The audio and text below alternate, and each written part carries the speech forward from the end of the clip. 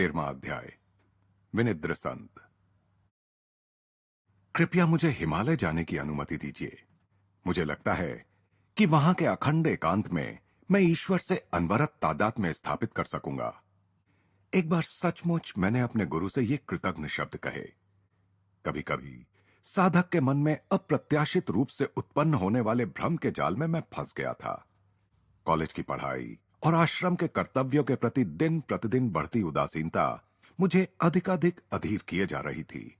इस कृतज्ञता के पातक को किंचित हल्का करने वाली बात यह थी कि मैंने यह प्रस्ताव तब रखा था जब श्री युक्तेश्वर जी के साथ रहते मुझे केवल 6 महीने ही हुए थे। अभी तक मैं उनकी गगन स्पर्शी उच्चता को पहचान नहीं पाया था। हिमालय में कई पहाड़ी लोग रहते हैं, उन्हें तो कोई ईश्वर अनुभूति नहीं है। मेरे गुरु ने धीरे धीरे और सहज भाव से कहा, जड़ पर्वत की अपेक्षा किसी आत्मज्ञानी मनुष्य से ज्ञान प्राप्त करना अधिक अच्छा है। गुरुदेव के इस संकेत की कि मेरे गुरु पर्वत नहीं बल्कि वे स्वयं हैं, उपेक्षा कर मैंने पुनः अपनी प्रार्थना दोहराई। श्री युक्तेश्वर जी ने कोई उत्तर नहीं दिया। मैंने उनके मौन को स्वीकृति मान लिया। एक संदिग्ध परंतु मनोनुकूल निर्णय। उस दिन शाम को कोलकाता के अपने घर में मैं अपनी यात्रा की तैयारी करने में जुट गया। एक कंबल में कुछ सामान बांधते समय मुझे इसी प्रकार की उस गठरी की सहसा याद आ गई जिसे मैंने कुछ वर्ष पूर्व चोरी चोरी अपनी अटारी की खिड़की से नीचे फेंका था। मन में यूं ही विचार आया कि कहीं यह भी एक और अनिष्ट ग्रह योग युक्त हिमालय पलायन साबित ना हो। पहली बार की यात्रा के समय मेरा आध्यात्मिक उत्साह उछाल पर था। आज अपने गुरु को छोड़कर जाने के विचार पर मेरा अंतर्मन मुझे धिक्कार रहा था। दूसरे दिन प्रातः मैं स्कॉटिश चर्च कॉलेज के अपने संस्कृत प्राध्यापक बिहारी पंडित के पास जा पहुंचा। सर, लाहिड़ी महाशय के एक महान शिष्य के साथ अपनी मित्रता के बारे में आपने मुझे बताया था। कृपया मुझे उनका पता बता दीजिए। तुम्हारा आशय रामगोपाल मजूमदार से है। मैं उन्हें विनिद्र संत कहता हूं। वे सदा ही ब्रह्मानंद में निमग्न रहते हुए जागृत रहते हैं। उनका घर तारकेश्वर के निकट रणबाजपुर में है। मैंने उनका धन्यवाद किया और तुरंत तारकेश्वर जाने के लिए ट्रेन पर सवार हो गया। इस विनिद्र संत से हिमालय में एकांत ध्यान में रत होने की अनुमति लेकर मैं अपने मन में उठ रही आशंका को शांत करना चाहता था। बिहारी पंडित ने मुझे बताया था कि रामगोपाल को बंगाल की निर्जन गुफाओं में अनेक वर्षों तक क्रिया योग का अभ्यास करने के पश्चात आत्म साक्षात्कार हो गया था। तारकेश्वर में मैं वहां के सुविख्यात मंदिर की ओर चल पड़ा। हिंदू लोगों के मन में इस मंदिर के प्रति नितांत श्रद्धा भाव है, जैसे फ्रांस में स्थित लूर्ड के पवित्र स्थल के प्रति कैथोलिक ईसाइयों के मन में है। तारकेश्वर में रोग निवारण के असंख्य चमत्कार घटित हुए हैं, जिनमें से एक मेरे परिवार के एक सदस्य के साथ भी हुआ था। मेरी सबसे बड़ी चाची ने मुझे बताया था। मैं मंदिर में पूरे 1 सप्ताह तक बैठी रही। पूर्ण उपवास करते हुए मैं तुम्हारे शारदा चाचा की एक जीर्ण रोग से मुक्ति के लिए प्रार्थना करती रही। 7वें दिन मेरी अंजलि में अपने आप एक बूटी प्रकट हो गई। मैंने उसका काढ़ा तैयार किया और तुम्हारे चाचा को पिला दिया। उनका रोग तत्क्षण गायब हो गया और फिर कभी प्रकट नहीं हुआ। मैंने तारकेश्वर के पवित्र मंदिर में प्रवेश किया। उस मंदिर में एक गोल पत्थर के अतिरिक्त और कुछ नहीं है। उसकी अनादि और अनंत परिधि अनंत ब्रह्म का उचित प्रतीक है। भारत में एक अनपढ़ किसान भी निराकार ब्रह्म की संकल्पना को समझता है। वस्तुतः पाश्चात्यों ने यदा कदा उस पर कल्पना जगत में जीने का आरोप भी लगाया है। मेरी अपनी मनस्थिति उस समय इतनी वैराग्यपूर्ण थी कि उस पत्थर के आगे नतमस्तक होने की मेरी इच्छा नहीं हुई। मुझे लगा कि ईश्वर को केवल अपनी आत्मा में ही ढूंढा जाना चाहिए। मैं वहां प्रणाम किए बिना ही मंदिर से बाहर आ गया और निकट स्थित रणबाजपुर की ओर द्रुत गति से चल पड़ा। रास्ते में मिले एक व्यक्ति से जब मैंने रणबाजपुर का रास्ता पूछा तो वह दीर्घ चिंतन में डूब गया। आगे एक चौराहा आएगा, वहां दाहिने मुड़ जाओ और चलते जाओ, उसने प्रश्न देवता की गहन भाव भंगिमा में अंततः उच्चारण किया। उसके दिशा निर्देश का पालन करते हुए मैं एक नहर के किनारे किनारे चलता गया। चलते चलते अंधेरा हो गया।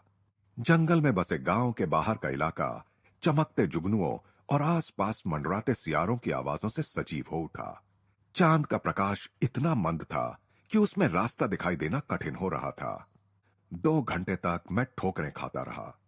आहा, गाय के गले में बंधी घंटी की वह आह्लादक ध्वनि, मेरे बारंबार जोर जोर से पुकारने पर आखिर एक किसान मेरे पास आ गया। मैं रामगोपाल बाबू की खोज में हूं। इस नाम का कोई व्यक्ति हमारे गांव में नहीं रहता, उस आदमी ने कटु स्वर में कहा। तुम शायद झूठ बोल रहे हो और कोई जासूस हो।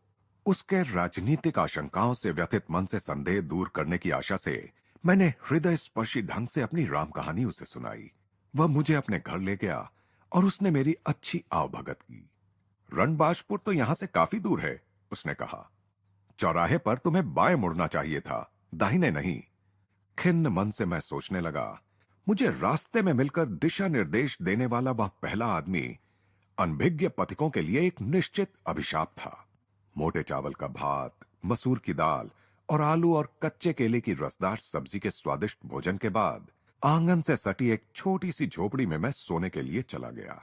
दूर कहीं पर गांव के लोग मृदंगों और करतालों की ध्वनि के साथ उच्च स्वर में कीर्तन कर रहे थे। उस रात नींद आने का तो प्रश्न ही नहीं था। मैं एकांतवासी योगी राम गोपाल के पास पहुंच जाने के लिए गहरी प्रार्थना करता रहा। जैसे ही मेरी झोपड़ी के छिद्रों से उषा की पहली किरण अंदर आई, मैं रणबाजपुर के लिए निकल पड़ा। धान के ऊबड़ खाबड़ खेतों में से कटे हुए धान के ठूंठों पर और सूखी मिट्टी के बड़े बड़े ढेलों से बचता बचाता मैं धीरे धीरे चलता जा रहा था। यदा कदा मिल जाने वाला कोई किसान मुझे पूछने पर एक ही उत्तर देता कि रणबाजपुर बस एक ही कोस यानी 2 मील दूर है। 6 घंटों में सूर्य ने क्षितिज से मध्याकाश की अपनी यात्रा तय कर ली, परंतु मुझे अब लगने लगा था कि मैं रणबाजपुर से सदा के लिए 1 कोस दूर ही रहूंगा। दोपहर भी आधी ढल गई, तब भी मेरा विश्व अंतहीन धान खेतों में ही सिमट कर रह गया था। आकाश से हो रही अग्नि वर्षा से बचने का कोई उपाय नहीं था और उसकी दाहकता ने मुझे लगभग चक्कर खाकर गिर पड़ने की अवस्था तक पहुंचा दिया था। मैंने एक आदमी को आराम से टहलते हुए अपने पास आते देखा। अब मुझे उससे फिर वही प्रश्न पूछने का साहस भी नहीं हो रहा था कि कहीं फिर बस 1 कोस का उत्तर ना मिले। वह आदमी मेरे पास आकर रुक गया। नाटे कद और दुबले पतले शरीर का वह आदमी अपनी हृदयवेदी काली तेजस्वी आंखों के अतिरिक्त दिखने में पूर्णतः अप्रभावशाली था।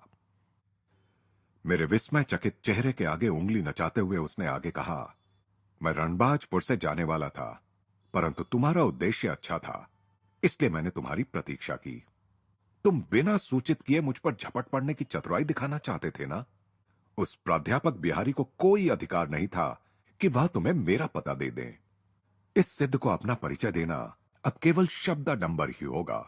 यह सोचकर अपने ऐसे स्वागत पर कुछ दुखित अंतःकरण से मैं अवाक खड़ा रहा। अचानक उन्होंने अगला प्रश्न किया, अच्छा बताओ तो, तुम्हारे विचार में भगवान कहां है? क्यों? वो मेरे भीतर और सर्वत्र है। निश्चय ही मेरी व्याकुलता मेरे चेहरे पर पूर्णतः प्रकट हो रही थी। सर्वव्यापी? हां। वे दबी हंसी हंसे। तब क्यों युवक महोदय, तुमने कल तारकेश्वर मंदिर में प्रस्तर प्रतीक में विद्यमान ब्रह्म के आगे सिर नहीं झुकाया? तुम्हारे अभिमान के कारण ही तुम्हें उस पथिक द्वारा गलत दिशा निर्देश किए जाने का दंड मिला, जिसने दाएं बाएं के सूक्ष्म भेदों की चिंता ही नहीं की। आज भी तुम्हें काफी मुसीबतें झेलनी पड़ी हैं। मैं इस बात से विस्मय विभोर था कि मेरे सामने खड़े अति सामान्य दिखने वाले उस शरीर में सर्वव्यापी दृष्टि छुपी हुई थी और उनकी बात से मैं पूर्णतः सहमत हुआ। योगी से एक व्यथा निवारक शक्ति निःसृत हो रही थी। मैं उस दाहक खेत में भी तत्क्षण ताजगी अनुभव करने लगा। उन्होंने कहा, भक्त में यह सोचने की प्रवृत्ति होती है कि उसने जो मार्ग अपनाया है वही ईश्वर प्राप्ति का एकमेव मार्ग है। योग, जिससे अपने भीतर ही ईश्वर मिल जाता है, निसंशय सर्वोच्च मार्ग है, जैसा कि लाहिड़ी महाशय ने हमें बताया है। परंतु भीतर ईश्वर की प्राप्ति हो जाने पर हम शीघ्र ही बाहर भी उसकी अनुभूति करते हैं।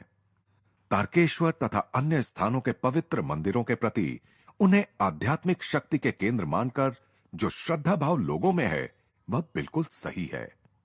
योगीवर की आलोचनात्मक वृत्ति अब अंतर्हित हो गई। उनके नेत्र करुणार्द्रता से स्निग्ध हो उठे। उन्होंने मेरा कंधा थपथपाया।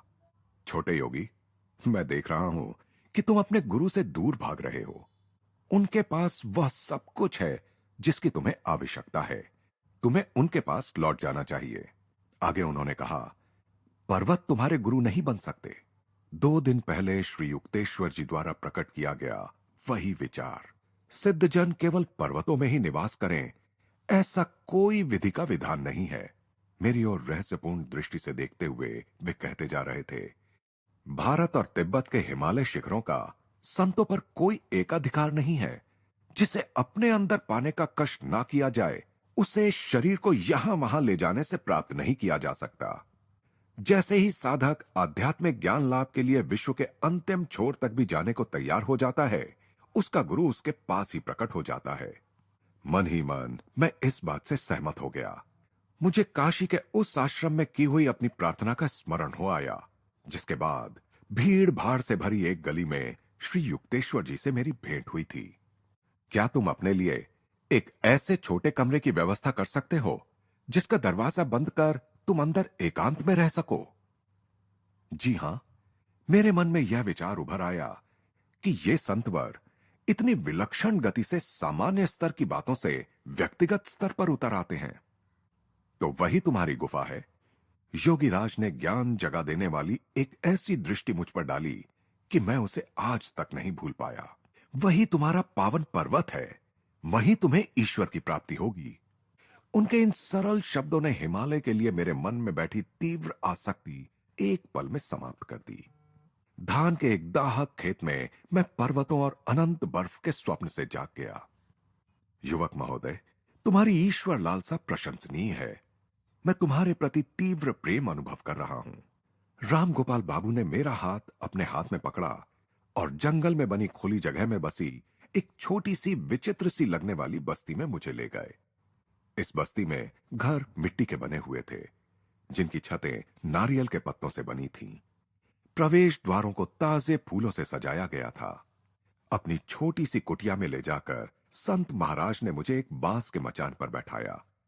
मुझे उन्होंने नींबू का शरबत और मिश्री का एक टुकड़ा दिया। तत्पश्चात हम उनके आंगन में गए और पद्मासन लगाकर ध्यानस्थ हो गए। ध्यान में 4 घंटे बीत गए। मैंने आंखें खोलकर देखा तो चंद्रमा के प्रकाश में योगीराज की मूर्ति निश्चल बैठी थी। मैं अपने पेट को दृढ़तापूर्वक याद दिला रहा था कि मनुष्य केवल अन्न से ही जीवित नहीं रहता। तभी रामगोपाल अपने आसन से उठ गए।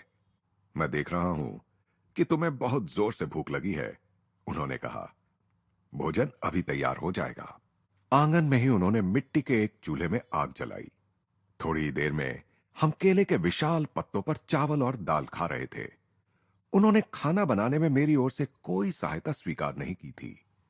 अतिथि देवो भव कि हिंदू लोकोक्ति का भारत में अनादिकाल से श्रद्धापूर्वक पालन किया जाता रहा है।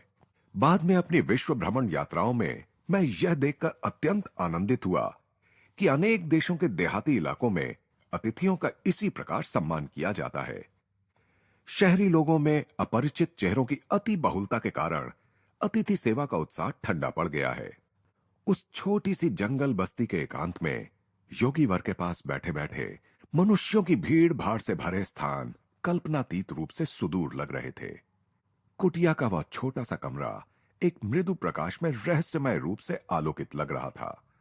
राम गोपाल ने मेरा बिस्तर बनाने के लिए कुछ फटे कंबल जमीन पर बिछा दिए और स्वयं एक चटाई पर बैठ गए। उनके आध्यात्मिक आकर्षण से विभोर होकर मैंने साहस बटोरकर एक निवेदन उनसे किया। महाराज, मुझे आप समाधि क्यों नहीं प्रदान कर देते? प्रियवत्स, मैं खुशी से तुम्हें यह ईश संपर्क करा देता, परंतु उसका मुझे अधिकार नहीं है।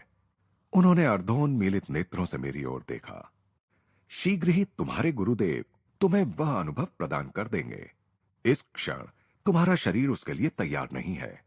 छोटे से विद्युत बल्ब में अत्यधिक वोल्टेज देने पर जिस प्रकार उसके पर खच्चे उड़ जाएंगे, उसी प्रकार तुम्हारी नाड़ियां भी अभी महाप्राण के उस अत्यधिक भारी प्रवाह को सहन करने के योग्य नहीं बनी हैं। इसी समय यदि मैं तुम्हें समाधि दे दूं, तो तुम ऐसे जलोगे कि मानो तुम्हारे शरीर की प्रत्येक कोशिका में आग लग गई हो। तुम मुझसे ब्रह्म ज्ञान चाहते हो। योगीवर सोच में डूबे हुए आगे कहते जा रहे थे। जबकि जितना नगण्य व्यक्ति मैं हूं और जितनी अत्यल्प ध्यान धारणा मैंने की है, उससे मैं स्वयं इस अचरज में हूं कि क्या मैं भगवान को प्रसन्न करने में सफल हो पाया हूं, और उसकी दृष्टि में अंतिम मूल्यांकन के समय मेरा मूल्य क्या होगा। महाराज, क्या आप लंबे समय से अनन्य भाव से ईश्वर प्राप्ति का प्रयास नहीं करते आ रहे हैं? मैंने कुछ खास नहीं किया है। बिहारी ने तुम्हें मेरे जीवन के विषय में अवश्य ही कुछ बताया होगा। 20 साल तक मैं एक निर्जन गुफा में प्रतिदिन 18 घंटे ध्यान करता था। फिर मैं उससे भी अधिक दुर्गम क्षेत्र में एक गुफा में जाकर 25 साल तक रहा। वहां मैं प्रतिदिन 20 घंटे यौगिक ध्यान में लीन रहता था। मुझे निद्रा की आवश्यकता नहीं थी, क्योंकि मैं सदा ईश्वर के साथ ही रहता था। निद्रा की साधारण अवचेतन अवस्था की आंशिक शांति से मेरे शरीर को जितना विश्राम मिलता, उससे कहीं अधिक समाधि की अधिचेतन अवस्था की पूर्ण शांति में मिलता था। निद्रा अवस्था में मांसपेशियों को विश्राम मिलता है, परंतु हृदय, फेफड़े और रक्त संचारण प्रणाली निरंतर कार्यरत रहती है। उन्हें कोई विश्राम नहीं मिलता। अधिचेतन अवस्था में सभी आंतरिक अवयव भी महाप्राण की शक्ति से आवेशित होकर निष्क्रिय जीवंतता की अवस्था में स्थिर रहते हैं। ऐसी अवस्थाओं के कारण वर्षों से निद्रा मेरे लिए अनावश्यक हो गई है। फिर उन्होंने कहा, एक समय आएगा जब तुम्हें भी निद्रा की आवश्यकता नहीं रहेगी। हे भगवान, आप इतने लंबे समय से इतनी अधिक ध्यान धारणा करते आ रहे हैं, और अभी भी आपको निश्चित पता नहीं कि आपने प्रभु को प्रसन्न कर दिया है या नहीं। मैंने आश्चर्य से कहा, फिर हम जैसे साधारण लोगों का क्या होगा? क्या तुम नहीं समझ रहे हो वत्स कि ईश्वर स्वयं अनंत है? यह सोचना कि केवल 45 वर्षों की ध्यान धारणा से कोई उसे पूर्ण रूप से जान लेगा, असंगत अपेक्षा रखना है। तथापि बाबा जी हमें यह विश्वास अवश्य दिलाते हैं कि थोड़ी सी ध्यान धारणा भी मृत्यु भय और परलोक की अवस्था के भय से हमारा रक्षण करती है। तुच्छ पर्वतों को अपना आध्यात्मिक आदर्श न बनाकर निर्गुण ईश्वर प्राप्ति के तारे पर अपना लक्ष्य केंद्रित करो। यदि कठिन परिश्रम करोगे तो वहां पहुंच जाओगे। इस संभावना से रोमांचित होकर मैंने उनसे कुछ और ज्ञानोपदेश करने की याचना की। उन्होंने लाहिड़ी महाशय के गुरु बाबा जी के साथ अपनी प्रथम भेंट की अद्भुत कहानी सुनाई। लगभग मध्यरात्रि होने पर तब रामगोपाल मौन हो गए और मैं अपने कंबलों पर लेट गया। जब मैंने आंखें बंद की तो मुझे बिजलियां कौंधती दिखाई देने लगीं। मेरे अंदर का विशाल अंतराल जैसे पिघले हुए प्रकाश से भर गया। मैंने आंखें खोली तो वही चुंधियाने वाला प्रकाश दिखाई दे रहा था। वह कुटीर उस अनंत महाकाश का एक छोटा सा हिस्सा बन गई थी, जिसे मैं अपनी अंतर्दृष्टि से देख रहा था। तभी योगी राज ने कहा, तुम सोते क्यों नहीं? महाराज, मैं कैसे सो सकता हूं जब मेरे चारों ओर बिजलियां कौंध रही हों, चाहे मेरी आंखें बंद हो या खुली। तुम धन्य हो जो तुम्हें यह अनुभव मिल रहा है। इन आध्यात्मिक प्रभा किरणों का दर्शन आसानी से नहीं होता। फिर उन्होंने स्नेह के कुछ और शब्द कहे। उषाकाल होने पर रामगोपाल ने मुझे मिश्री के कुछ टुकड़े दिए और वापस लौट जाने के लिए कहा। उनसे विदा लेने में मुझे इतना दुख हो रहा था कि अश्रु मेरे गालों पर बहने लगे।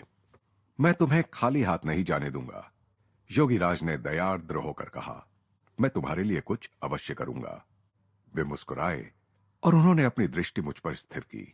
मैं निश्चल हो गया, मानो जमीन से चिपक गया था।